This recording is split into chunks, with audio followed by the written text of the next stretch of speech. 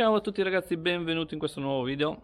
Dopo un po' di tempo sono effettivamente tornato e ora mi vedete letteralmente in felpe, quasi in giubbotto, e un mese fa in t-shirt, ma vabbè, tempo così. Qui c'è il nostro amico Oliver che ci saluta. Ciao Oli. E cosa andiamo a fare oggi? Oggi andiamo a lavorare sulla Swift e, come avrete letto nel titolo, in pratica nei prossimi video andremo a riportare completamente stock, per quanto è possibile, la Swift. Ora, per quale motivo lo sto facendo verrà svelato nei video successivi, ma per ora sappiate che questo è il lavoro che andremo a fare. Oggi cosa ci occupiamo? Oggi tiriamo giù i collettori di scarico, il decat che è qua sotto, andiamo a tirare via il volante Momo, il mozzo, il pomello della Momo e le barre d'uomo avanti e dietro, e rimontiamo tutto. Mi ci vorrà probabilmente qualche ora, perché comunque tra filmare tutto il tempo passa velocemente, quindi iniziamo subito. Macchina alzata, qui abbiamo i collettori aftermarket in acciaio, abbiamo bulloni e dadi che dobbiamo rimuovere tutti qua, e vi faccio vedere anche qui sotto. Qui è 2-1, il pezzo 2-1 che si collega col tubo lì decatta, e gli ultimi due bulloni sono laggiù. Dobbiamo praticamente togliere questi due bei tubi scintillanti. Vediamo di farcela. Dopo una mezz'oretta, tre quarti d'ora, questo è il risultato.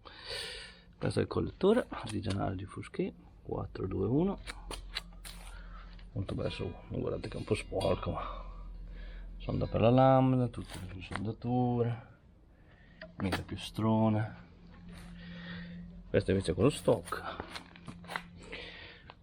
più piccolino. Questo è fatto un po' diverso, la piastra più piccola di spessore, la posizione della lambda è differente, come potete vedere qui e qua su all'incrocio, e qua invece ce l'abbiamo qua giù dove si mescolano questi due. Poi questo è il tubo col catalizzatore, strettino, no neanche, più o meno i diametri sono gli stessi a occhio, però la fattura è completamente differente. Questo è il mio scatto che avevo su, come nuovo direi, e via. Quindi rimonto su tutto il vecchio e ci vediamo fra poco. Allora, scarico inox giù, scarico in ghisa originale su, rimontata anche il sensore lambda, riavvitato tutto.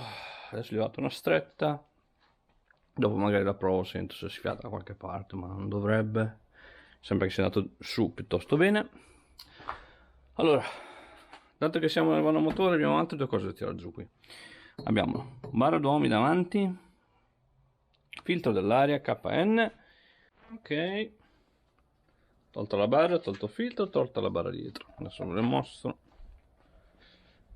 Barra frontale d'uomi OMP, barra d'uomi posteriori OMP, filtro KN. Questi qui sono piuttosto rari perché non li producono più, non si trovano.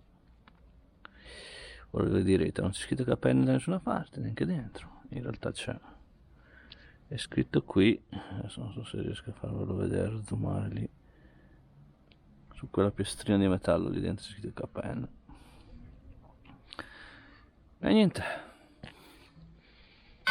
direi che più o meno abbiamo smontato tutto. Ora non resta che riserrare i vari dadi dei duomi, del filtro, anzi il filtro no, perché non ne ho uno di scorta, quindi non posso accendere la macchina. Beh oddio, per farli qui li potrei anche accenderla, ma lasciamo così, non tocchiamola, la spingiamo, tanto deve fare un metro.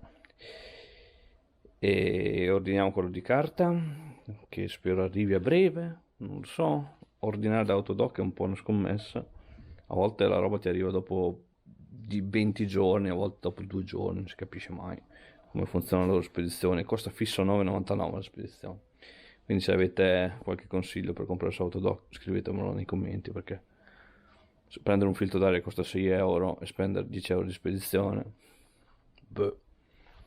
Il problema è che su eBay ho controllato, costano di più, costano tipo 15 più altri tipo 15 di spedizione, però mi arriva tipo il giorno dopo, però costa letteralmente più del doppio. A questo punto non mi conviene. Duomi ricostruiti dietro, gli abbiamo rimessi i cappuccini e finalmente ho potuto rimontare il blocca sedili, perché i sedili non erano bloccati, non avevamo questi aggeggi qui che lo fermavano. E niente, stringiamo anche qui, adesso vado a vedere i newtonmetri di serraggio di tutti questi dadi e bulloni, rimetto sui cappellini qui di plastica e abbiamo praticamente fatto. Ok, l'ultimo pezzo del puzzle è completato, abbiamo tolto il mozzo, che ha fatto bestemmiare come tutti i mozzi, ma ora abbiamo rimosso tutto ciò che dovevamo rimuovere. 6 componenti, no, 5, 6 componenti, il volante l'abbiamo rimesso a posto, quello originale Momo, questa qui è la scatola del mozzo dove lo riporrò. Ora non guardate tutta questa mondezza, ma per togliere il mozzo, come vi ho detto, ho bestemmiato in 6 cilindri differenti. Abbiamo rimesso sul volante originale e niente, direi che è tutto a posto. Manca questo, ma questo vabbè, ci metto 5 minuti a togliere. È praticamente qua con una chiave esagonale, se non la trovo, ma letteralmente ci vuole 2 secondi a toglierlo. Gli rimettiamo il suo dildo originale e la macchina dopo all'interno torna completamente stock in pratica, non dovrebbe aver più nulla di modificato. Anche dietro abbiamo risolto. Voilà, c'è un buio bestiale, non so se vedete. Abbiamo rimesso i suoi cappellotti, ora i sedili si chiudono bene ed è tutto a posto. Possiamo quasi chiudere, ma aspetto di caricare gli scatoloni con la roba e metterli nel bagagliaio. Va bene. Dato che magari può servire a qualcuno, visto che ogni tanto in privato me li chiedete, come detto io ho il manuale di officina della Suzuki Swift GT, quindi se vi serve magari contattatemi che ve lo giro in qualche modo via mail, vediamo. E niente, questo qui nel caso sono le coppe di serraggio che ho usato oggi. 28-38 Nm sono i dadi degli ammortizzatori posteriori, 21-33 quelli anteriori, 18-28 sono i dadi, i bulloni e il collettore di scarico, 40-60 i bulloni invece che vanno giù in fondo allo scarico, quelli un po' più grossi, che non si attaccano alla testa per intenderci, e infine il bullone del volante da 25 a 40 Nm. Ok, penso di avervi fatto un breve riassunto. Ora la macchina è ancora così, sentite tra l'altro le campane perché è l'una.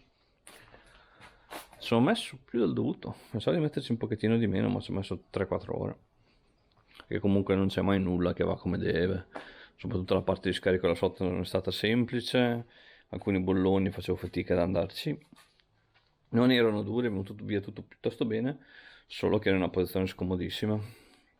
Dovrei comprare altri 2 cavalletti per alzarla contemporaneamente davanti e dietro, in modo da avere più spazio, perché se alzo davanti dopo dietro si abbassa, non riesco a infilarmi. Ok, detto questo direi che giro il cam.